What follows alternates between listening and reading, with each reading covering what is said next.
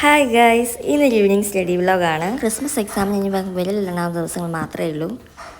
Important ആയിട്ടുള്ളതൊക്കെ പഠിച്ച് തുടങ്ങാമെന്ന് വിചാരിച്ചു. നിങ്ങളെല്ലാവരും പഠിച്ച് തുടങ്ങി കാണുമല്ലോ. ഞാൻ ഇന്ന് സോഷ്യൽ സയൻസാണ് പഠിക്കുന്നത്. ഹിസ്റ്ററിയിലെ വെൽത്ത് ആൻഡ് ദി വേൾഡ് എന്ന ചാപ്റ്ററാണ് ഇന്ന് നോക്കുന്നത്. അപ്പം നമുക്ക് ഒരുമിച്ച് തുടങ്ങിയാലോ? അപ്പോൾ എല്ലാവരും കമൻസിൽ എന്നോട് ചോദിക്കാറുണ്ട് ഞാൻ എങ്ങനെയാണ് സോഷ്യൽ സയൻസ് പഠിക്കാറെന്ന്. ഈ രീതിയിലാണ് ഞാൻ പഠിക്കാറ്. സെക്കൻഡ് ടേം എക്സാമിന് ഉള്ള പോർഷൻസിൽ ഫസ്റ്റ് ടേം അല്ലാത്ത സെക്കൻഡ് ടേമിന് തുടങ്ങുന്നത്. അപ്പം ഞാൻ ഇന്നലെ ഇവിടെ വരെ മെർക്കാൻറ്റലിസം വരെ നോക്കി. അപ്പോൾ എനിക്ക് colonial policies policy of European nations focused heavily on acquiring gold and silver, which were seen as a symbol of wealth and power. അപ്പം യൂറോപ്യൻസ് അവരുടെ നേഷൻ്റെ എക്കണോമിക് പോളിസി കൂട്ടാനായിട്ട് ഗോൾഡും സിൽവറും അക്വയർ ചെയ്തു. കാരണം അവർ ഗോൾഡിനെയും സിൽവറിനെയും വെൽത്തിൻ്റെയും പവറിൻ്റെയും സിമ്പിളായിട്ടാണ് കാണുന്നത്. അപ്പോൾ the economic policy of European nations focused on acquiring gold and silver, which were they are symbolizing their wealth and power. When Lord Veniso learned that the gold and silver had to be given to India in exchange for their goods, he felt that Europeans was losing his precious resources and gave such a response. But Lord Veniso എന്ന് പറയുന്ന ആൾക്ക് മനസ്സിലായി ഈ ഗോൾഡും സിൽവറും ഇന്ത്യയിലോട്ട് exchange ചെയ്ത് goods ആക്കുമ്പോൾ അവരുടെ precious ആയിട്ടുള്ള, അതായത് അവർക്ക് വിലമതിക്കാനാവാത്ത അവരുടെ കയ്യിരുന്നത് റിസോഴ്സ് ആണ് നഷ്ടപ്പെടുന്നത് എന്ന് ലോർഡ് വിനീസോയ്ക്ക് മനസ്സിലായി. And gave such a response, അയാൾ അതിനൊരു റെസ്പോൺസ് കൊടുത്തു. This highlights the concept of mercantilism. ഇതാണ് മെർക്കാന്റിലിസത്തിന് വഴി തിരിച്ചത്. ഓക്കെ, അപ്പോൾ ലോർഡ് വിനീസോ land that the gold and silver were given to India for exchanging goods. He felt that Europeans was lost in their precious resources, and gave such a response. This highlights the concept of mechanism. Okay, about the economic policy of Europeans lost the economic policy of Europeans. The economic policy of European nations focused the economic policy of Europeans focused heavily acquiring gold and silver, which symbolizing the wealth and the power. When Lord Veniso learned that the gold and silver are given to India for exchanging goods, he felt that European lost his precious resources and gave such a response. This highlights the concept of mercantilism. An economic policy where nations aimed to accumulate wealth, primarily gold and silver through trade and other means. Okay, an economic policy where nations aimed. അങ്ങനെ Nations എന്ത് ചെയ്തു? അവർ wealth accumulate ചെയ്യാൻ വേണ്ടിയിട്ട് aim ചെയ്തു, wealth സമ്പാദിക്കാൻ വേണ്ടിയിട്ട് aim ചെയ്തു. Primarily gold and silver through trade and other means. ഗോൾഡും സിൽവറും മറ്റു വഴിയിലൂടെ ഗോൾഡും സിൽവറും ട്രേഡിലൂടെ ഗോൾഡും സിൽവറും അക്വയർ ചെയ്ത് വെൽത്ത് കൂട്ടാനായിട്ട് അവർ എയിം ചെയ്തു. The economic policies where nations aimed to accumulate wealth by acquiring gold and silver through trade and other means. Okay. According to mercantilist policy, the wealth of a nation was measured by the amount of gold and silver. അപ്പോൾ മെർക്കാന്റിലിസ്റ്റ് policy അനുസരിച്ച് ഒരു നേഷന്റെ wealth എങ്ങനെയാണ് measure ചെയ്യുന്നത്? ഗോൾഡിന്റെയും സിൽവറിന്റെയും amount അനുസരിച്ചാണ് acquire ചെയ്യുന്നത്. According to mercantilist policy, the wealth of a nation was measured by amount of gold and silver. Mercantilist policy.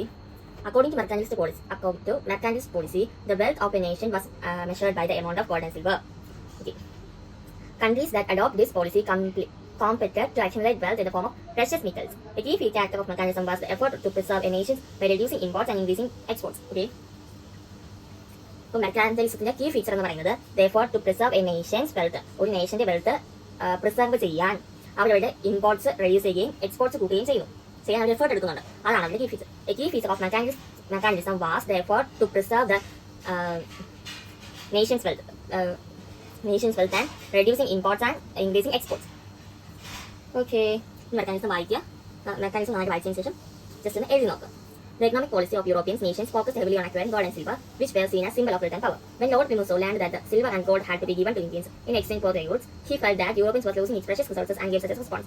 This highlights the concept of mercantilism, an economic policy where nations aimed to accumulate wealth, primarily gold and silver through trade and other means. Mercantilist policy was the wealth of nations was measured by the amount of gold and silver. Key feature of mercantilism was the effort to preserve the nation's wealth by reducing imports and increasing exports. Okay. ഇപ്പോൾ എഴുതി നോക്കാം. So ഞാൻ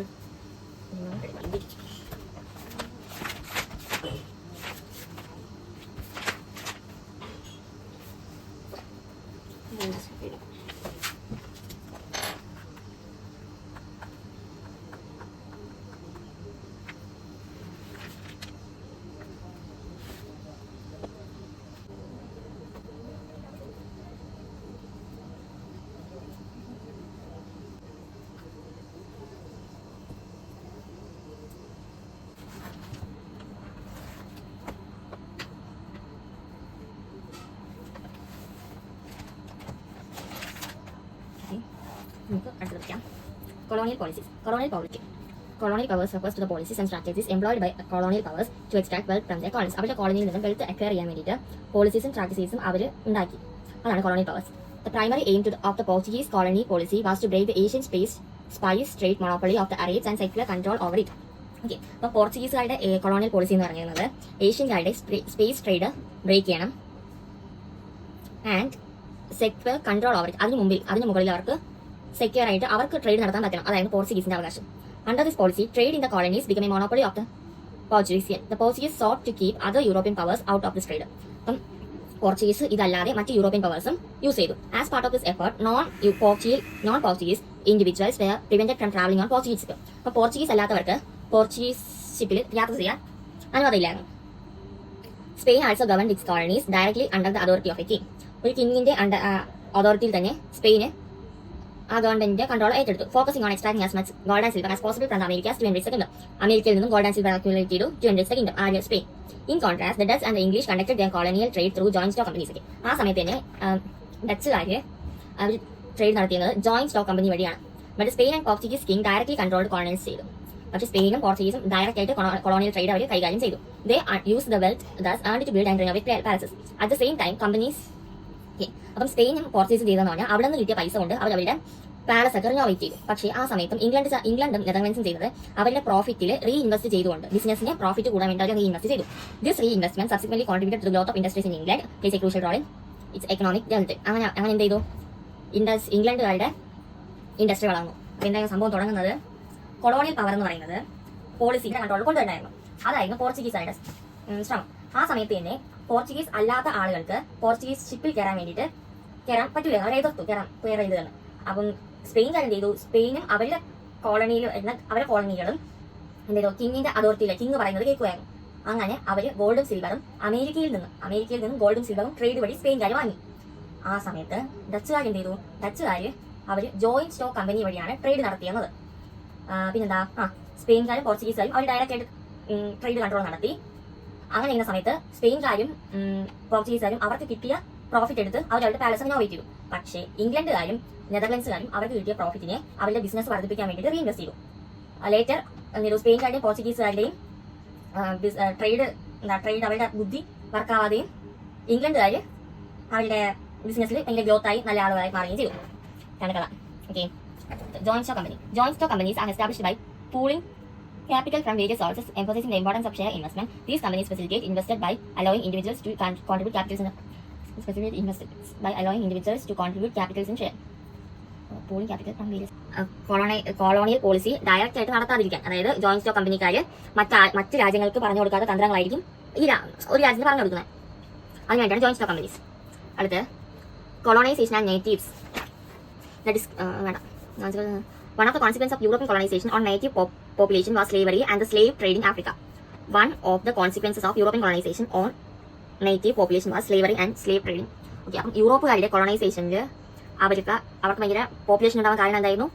slavery and slave trading ആഫ്രിക്കയിൽ slave trade, കച്ചവടക്കാർ അങ്ങോട്ടും ഇങ്ങോട്ടും trade ചെയ്തു. പിന്നെ slavery അടിമത്വം. Let us examine some of the other effects of colonization effects. Wealth was extracted from the colonies and flowed into European countries. Wealth കോളനിയിൽ നിന്നും accumulate ചെയ്ത് എങ്ങോട്ട് കൊടുക്കുന്നു? യൂറോപ്യൻ കൺട്രിയിലോട്ട് കൊടുക്കുന്നു. എന്താണ്? Wealth was extracted from colonies and flowed into European countries. Natives lost their economic and political rights over their own region. സ്വന്തം നാടിനോടുള്ള അവരുടെ economic സാമ്പത്തികമായിട്ടുള്ളതും രാഷ്ട്രീയപരമായിട്ടുള്ള അവകാശങ്ങൾ നഷ്ടപ്പെട്ടു. നേറ്റീവ്സ് എന്നാൽ അവിടെ താമസിക്കുന്ന നേഷനിലുള്ള ആളുകൾ നേറ്റീവ്സ്. അപ്പം natives lost their economic and political rights over a region, over their own region.